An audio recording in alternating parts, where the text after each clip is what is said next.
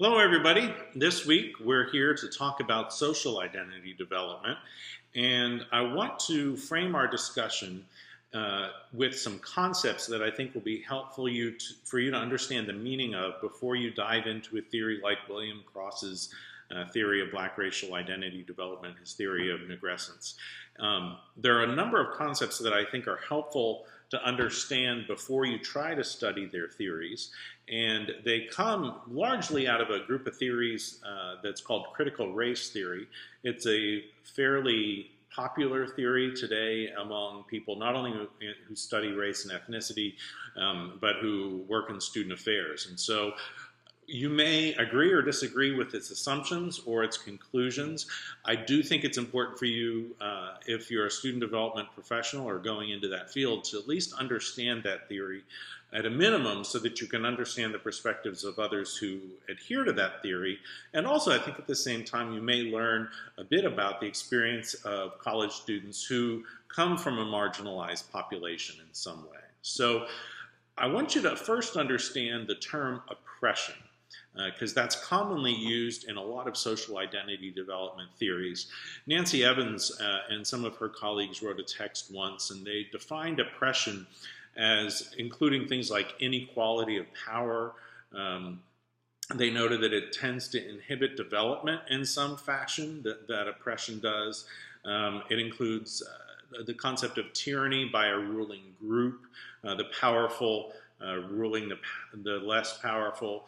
And it also tends to relate to things that are termed injustices perpetrated by the privileged. So someone who has power in our society, has social capital based on immutable factors, and then inflicting their will upon another individual who doesn't have as many of those privileged statuses. So Boehmer and Briggs also defined oppression.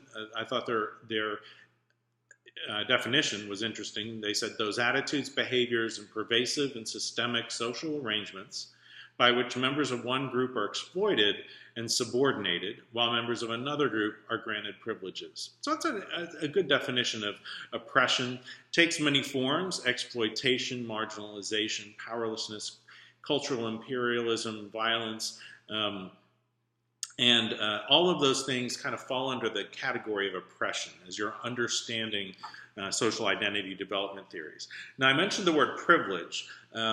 That particular term began to be used, or at least publicized a lot more, by a woman named Peggy McIntosh, who wrote particularly about white and male privilege. And what she defined privilege as is unearned entitlement.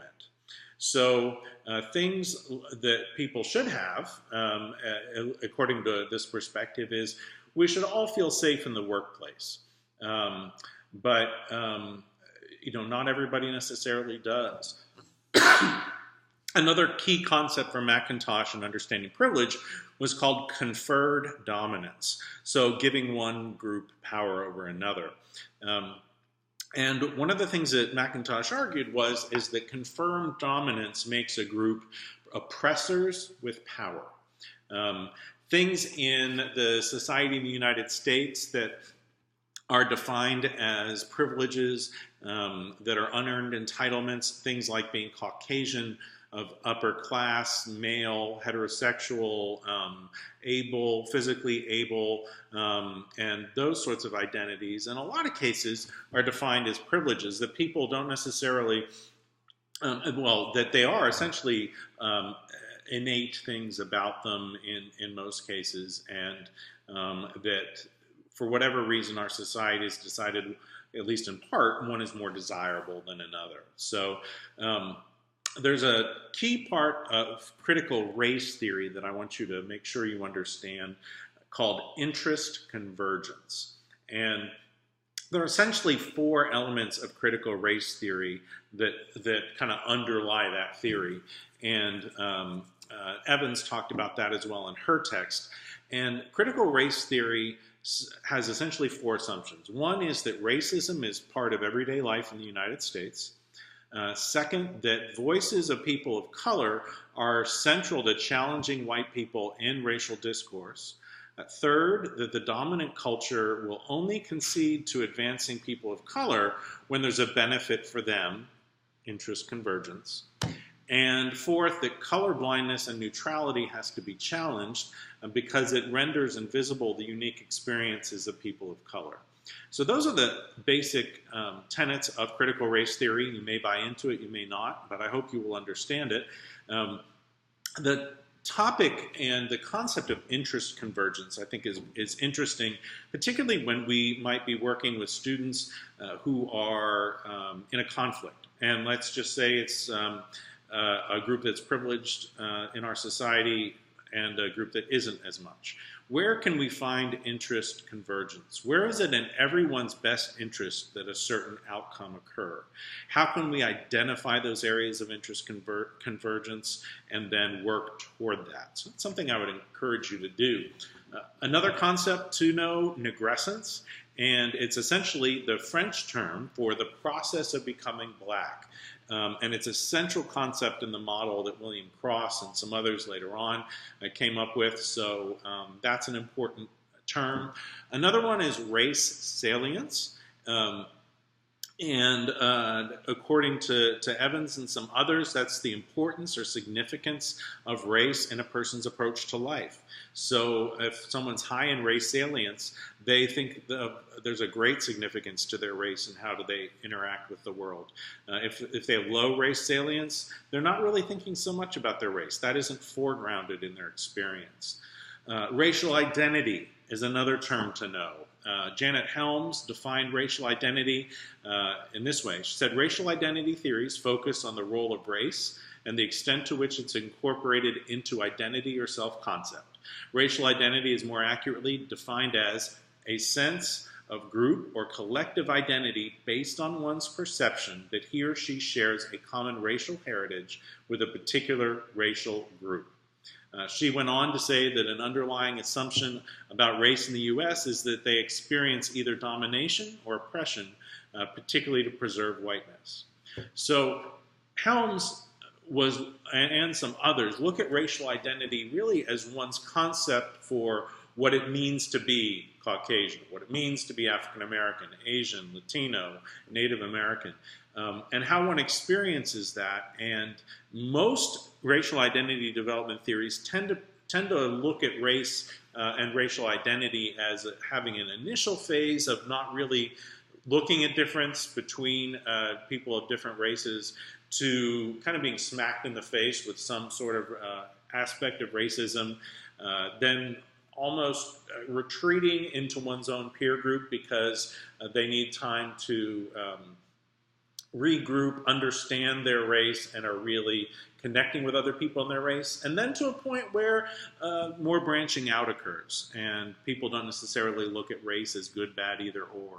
So I know in my experience, once working with a student organization, there were a couple of African American students who thought that the Caucasian students were setting the dynamics in the group too strongly and setting the culture of the group, and they were so disturbed by that, they left the student organization. And my understanding of racial identity development theories helped me to understand their reactions and why they wanted to leave, and they wanted to become more involved in organizations that solely were for African American students. And from a developmental standpoint, that made some sense, even though it can be difficult for people to leave an organization, especially if it's a tight-knit group. So, and it also gives the organization a chance to kind of look at itself in the mirror and figure out what kind of environment really are we, and are we open to everybody who's there. So another term I want you to understand, and I think is important, is ethnic identity. Now, racial identity tends to refer more to physical characteristics of a group. In the U.S. society, the degree of melanin in one's skin and certain sometimes facial construction and even bodily construction can be indicative of race. Ethnic identity is more about where you're from.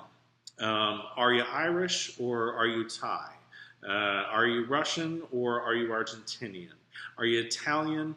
or are you British? So, that more of a group of origin, and some people will self-identify with a particular ethnic group to a great degree. It'll be very important, for example, that they're Irish, and that's a big deal to them, or something along those lines. Other people will say, yeah, I'm Thai, but it's not that big a deal to me, and just I just kind of live the way I live. So, lots of different ways of experiencing ethnic identity and conceptualizing that. And Finney, I think, has done a good job of helping us understand ethnic identity.